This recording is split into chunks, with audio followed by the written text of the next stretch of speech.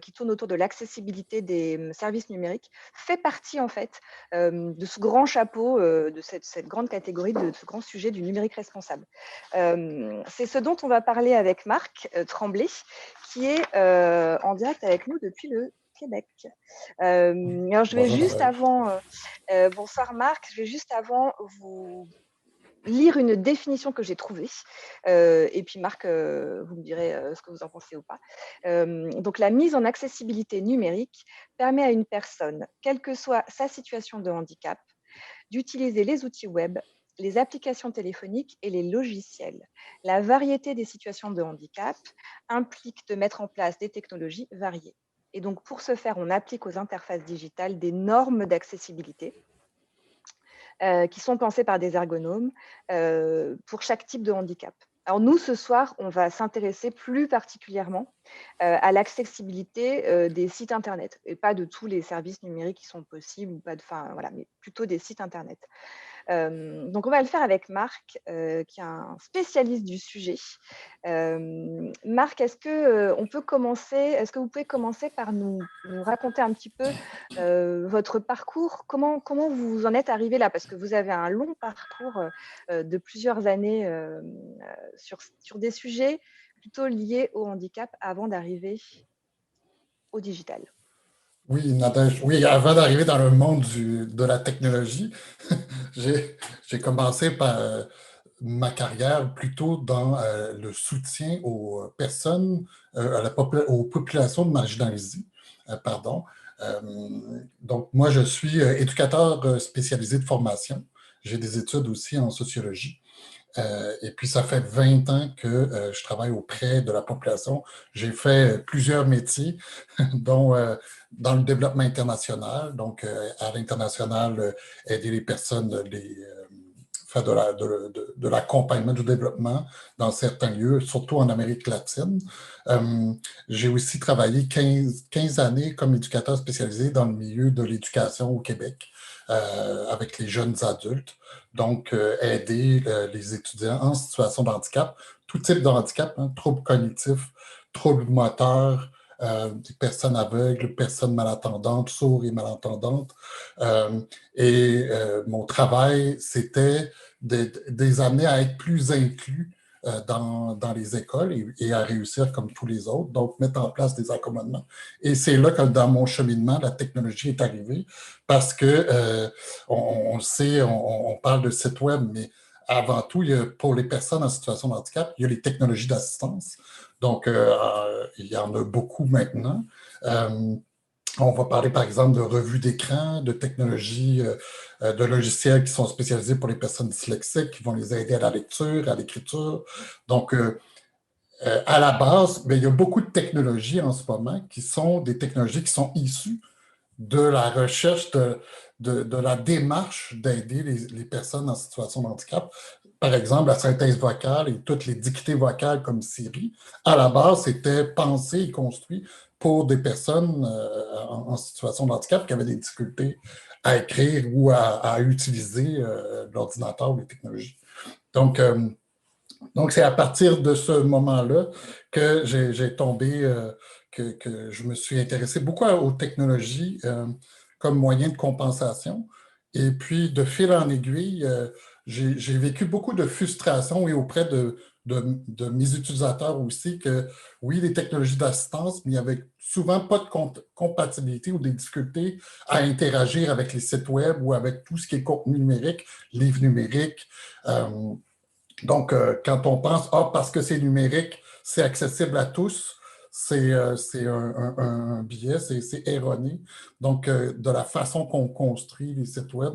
Donc c'est à partir de cette frustration-là que je suis devenu, que j'ai quitté le monde de l'éducation pour être consultant en accessibilité. Depuis 5 ans, je me forme beaucoup au niveau de tout ce qui est recherche d'expérience utilisateur, la recherche UX, design UX, et j'ai la chance de rencontrer plein de designers, par exemple comme Christine et des designers graphiques, et de voir qu'on peut avoir une portée encore plus grande pour les personnes en situation de handicap si on crée un environnement numérique et aussi physique, là, mais ici aujourd'hui on parle de numérique, l'environnement numérique.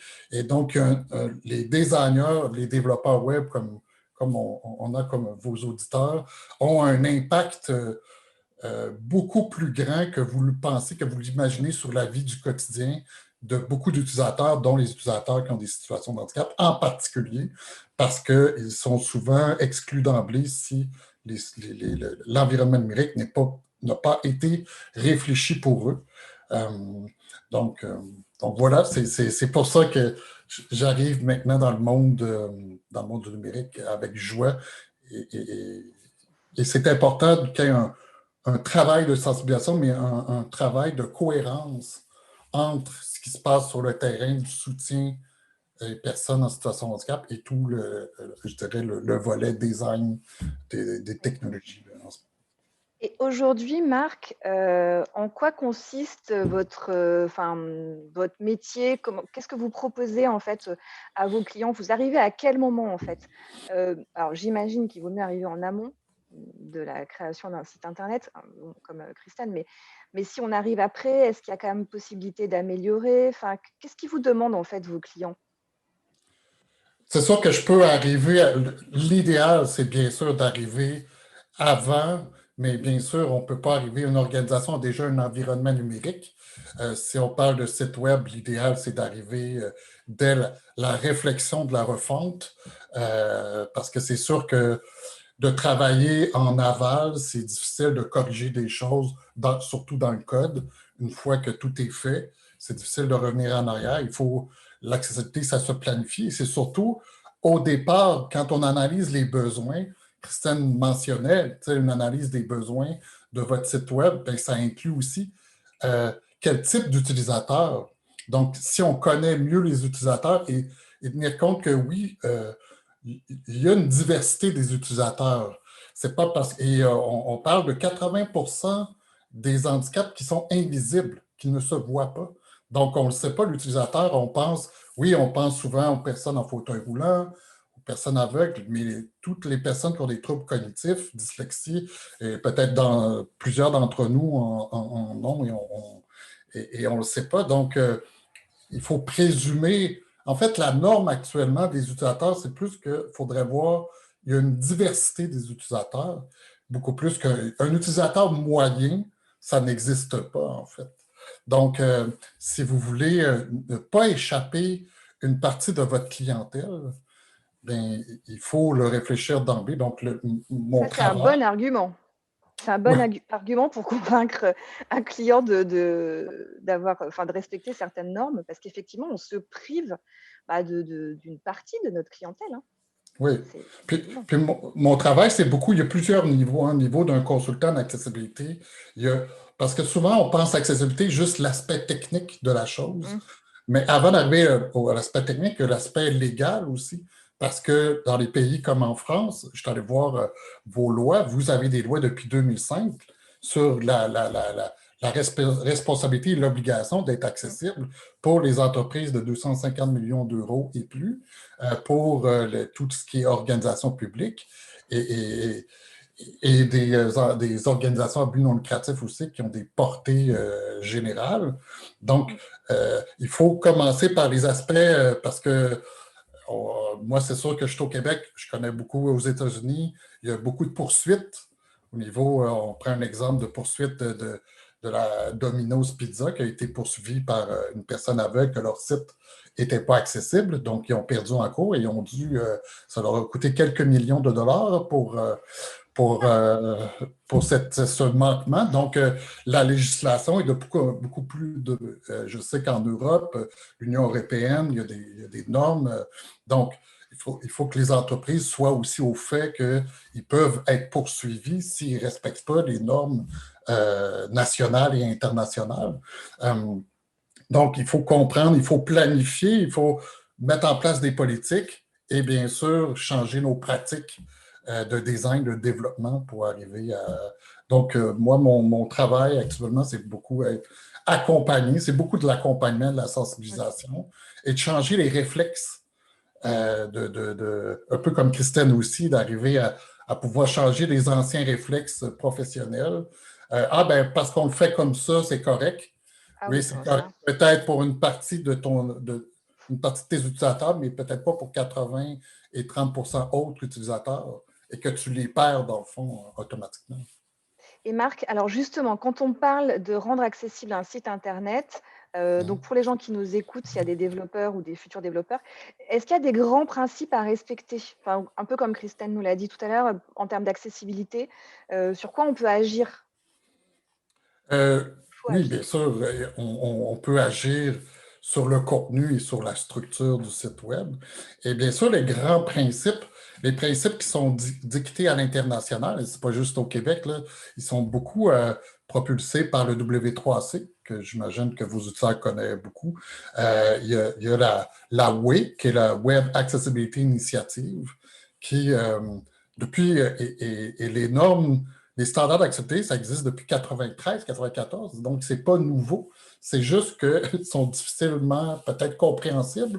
Ils travaillent beaucoup, le W3C, à les rendre plus accessibles, c'est le cas de le dire. Euh, mais il y a 4 principes que votre site web devrait être perceptible par, euh, par tous vos utilisateurs, il soit utilisable par tous vos utilisateurs, qu'il soit robuste. Donc, robuste veut dire compatible avec les technologies d'assistance. Euh, il m'en manque un. euh, un instant. C'est je, utilisable, ouais, je l'ai dit, perceptible, utilisable, compréhensible et robuste. Voilà. euh, donc, c'est important que le contenu, et c'est sûr que quand on n'est pas habitué d'être, je dirais, d'être en relation avec des personnes handicapées, par exemple aveugles, on n'y pense pas, mais c'est sûr qu'un contenu qui est visuel, ben, une personne aveugle n'a pas accès à ce contenu-là. Donc, on doit penser à des alternatives comme avoir plein d'images. Si j'ai plein d'images, ben, une personne aveugle ne les voit pas, les images. Donc, la façon il va utiliser une synthèse, une revue d'écran pour pouvoir lire euh, lire les images, mais si les images n'ont pas de texte alternatif qui est, je dirais, intégré au système, au site, bien, Et parce qu'en la personne fait, ne percevra pas c'est ça. C'est l'information.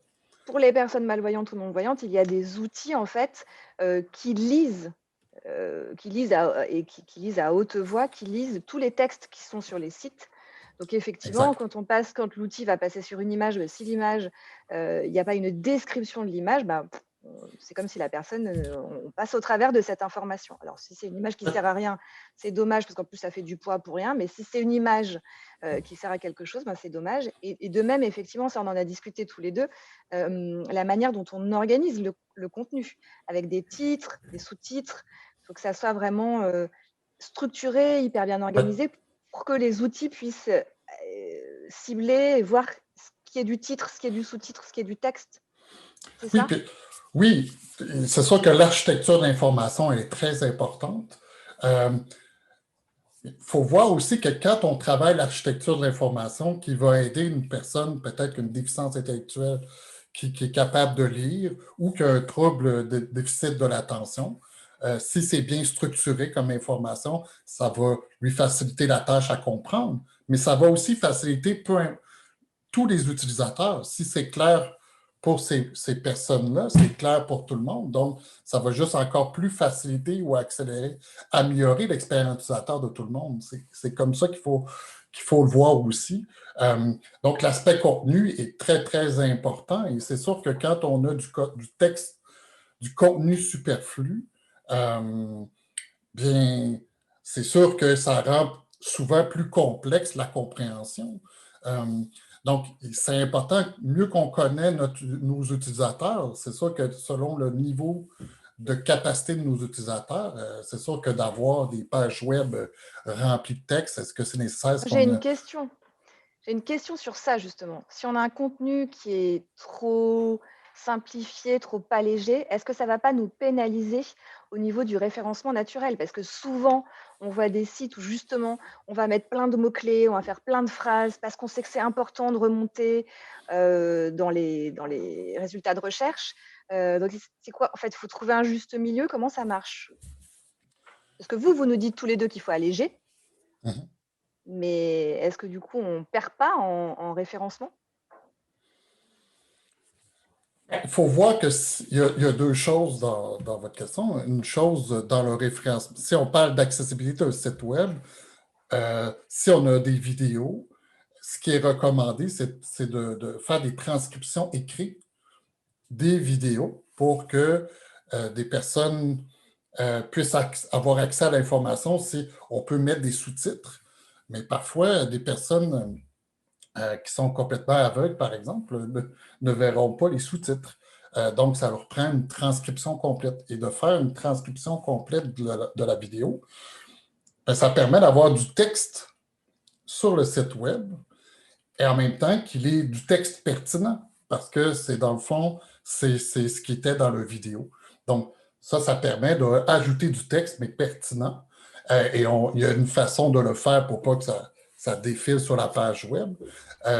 Mais ça permet d'améliorer en quelque sorte, d'avoir du bon contenu pour les moteurs de recherche.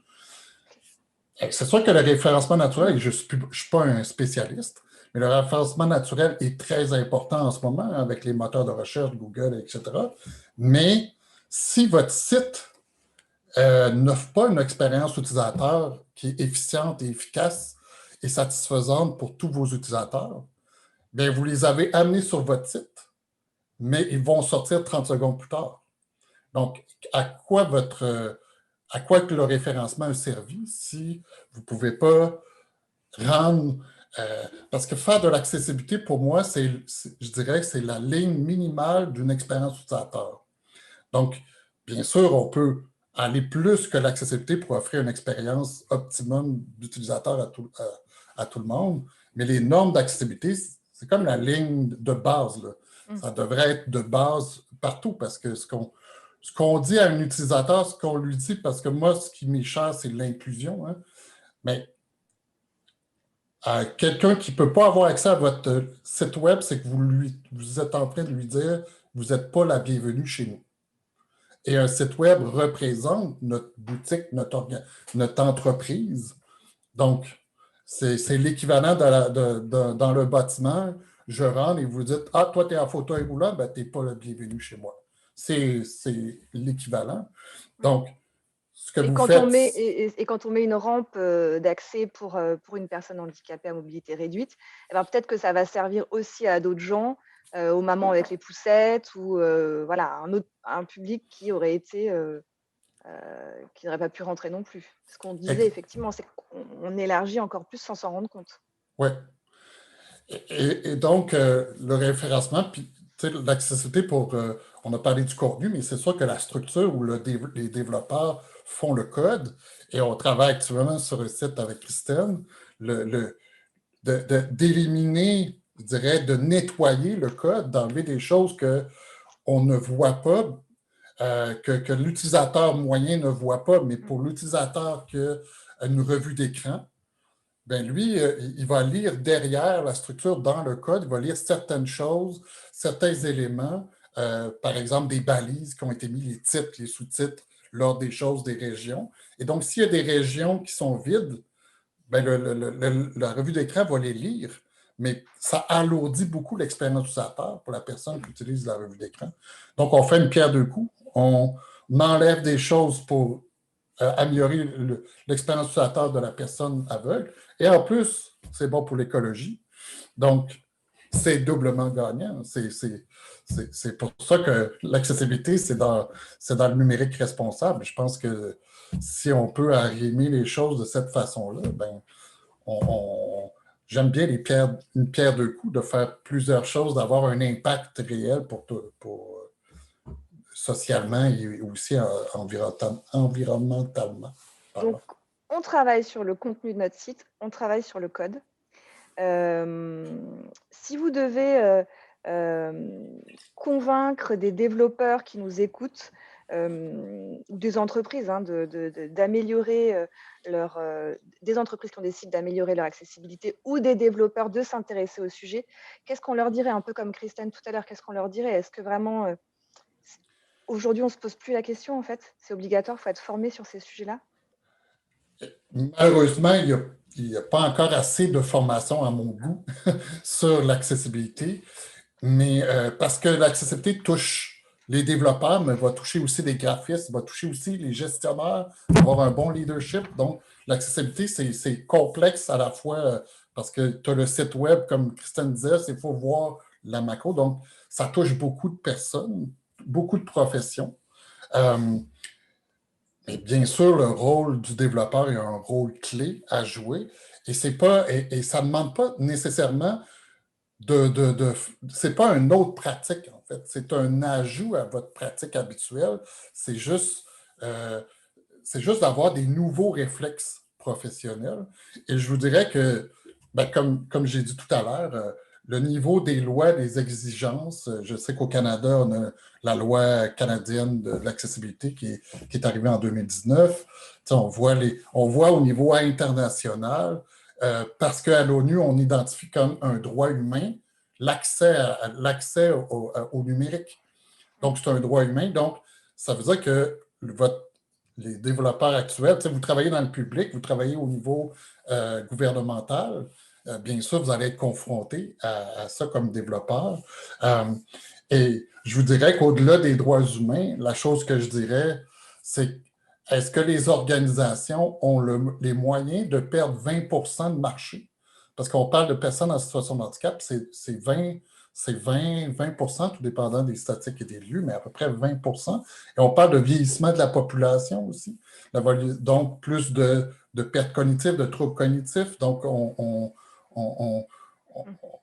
on parle de 20, mais ça, c'est les 20 qui ont des situations avec un diagnostic, mais on parle de... Donc, et dernière chose, je pense que, Christine le disait, il manque de femmes dans le milieu du numérique, mais il manque aussi de personnes en situation de handicap dans le domaine du numérique et dans tous les domaines d'ailleurs, parce que le taux d'employabilité est bas partout. Et donc, si on rend notre site, notre environnement, notre site web, notre environnement numérique accessible, donc on va avoir accès à de nouveaux, je dirais un nouveau marché de développeurs et je lis ces temps-ci beaucoup d'auteurs qui parlent de le bénéfice de la diversité dans une équipe de travail.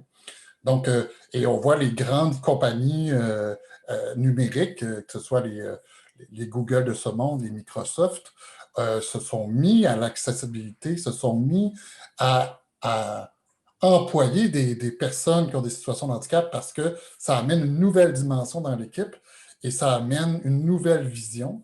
Donc, ça a un bénéfice large, un bénéfice très important pour pour les organisations. Donc, c'est un incontournable.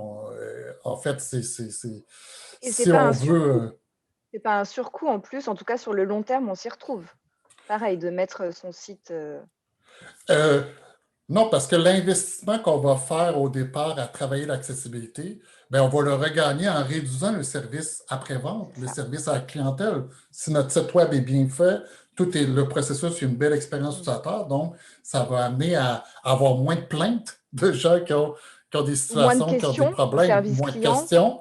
Ouais, des Oui, gens qui n'ont pas exactement, parce compris. qu'on va avoir, oui, on va avoir pensé à une bonne expérience utilisateur pour tout le monde, Mm. donc ça va réduire les coûts. Euh, donc, c'est comme ça qu'il faut le penser. C'est sûr que si on arrive à la fin du processus en disant, ben, moi, Marc, j'aurais besoin que tu me fasses une évaluation de mon site web, puis comment accessible, oui, on va le voir comme un surcoût. Mais si on le travaille pendant tout le processus de design normal, euh, en principe, c'est pas un surcoût. J'ai une dernière question, Marc, pour vous, puis après, on va changer d'interlocuteur parce qu'il faut que tout le monde puisse prendre la parole. Est-ce que la crise sanitaire qu'on traverse là depuis un an, ça a impacté la vision des gens? Est-ce que ça a impacté Est-ce qu'il y a eu un regain d'intérêt pour ces sujets, en termes de ces sujets, donc de l'accessibilité qui vous concerne? Ah oui, oui, définitivement.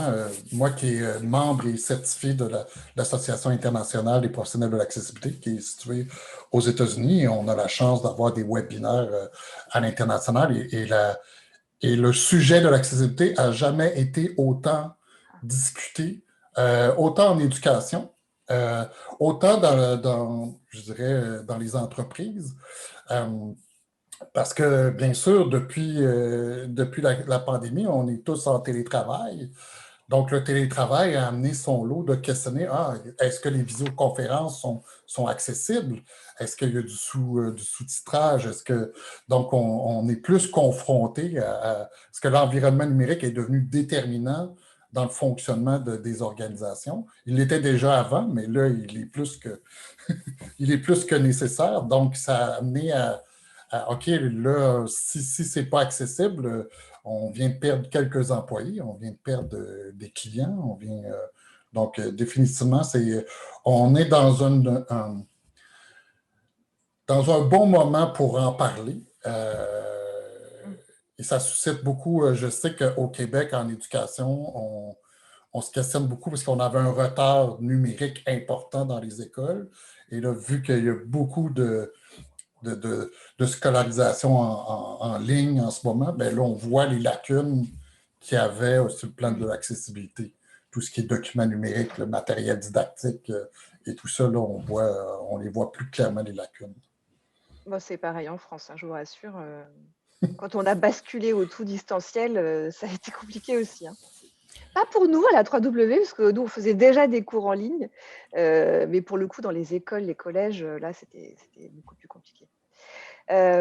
Ok, en parlant de formation, moi, je voulais juste compléter ce que vous venez de dire pour vous préciser aux gens qui nous écoutent, en tout cas, que le Conseil national du numérique avait proposé dans son rapport sur l'accessibilité, justement, de sensibiliser les professionnels du numérique à la réglementation. C'est ce que vous disiez tout à l'heure. Et d'intégrer plus l'accessibilité dans la formation initiale et dans la formation continue aussi des professionnels du numérique. Et d'ailleurs, la filière s'est déjà structurée puisque vous disiez tout à l'heure que l'accessibilité n'était pas encore assez enseignée, mais depuis avril 2020, en tout cas, l'accessibilité numérique est inscrite à ce qu'on appelle, nous, en France, le RNCP, qui est le Registre national des certifications professionnelles. Donc voilà, il y a quand même des pas qui sont faits, des avancées qui sont, et je pense qu'il y a une vraie prise de conscience qu'il faut quand même souligner. Nous, en tant qu'organisme de formation, on est quand même conscient de notre responsabilité. Donc, on va se pencher aussi sur la question et essayer de s'améliorer encore. Peut-être qu'on collaborera avec vous, Marc, parce qu'on a encore des axes d'amélioration.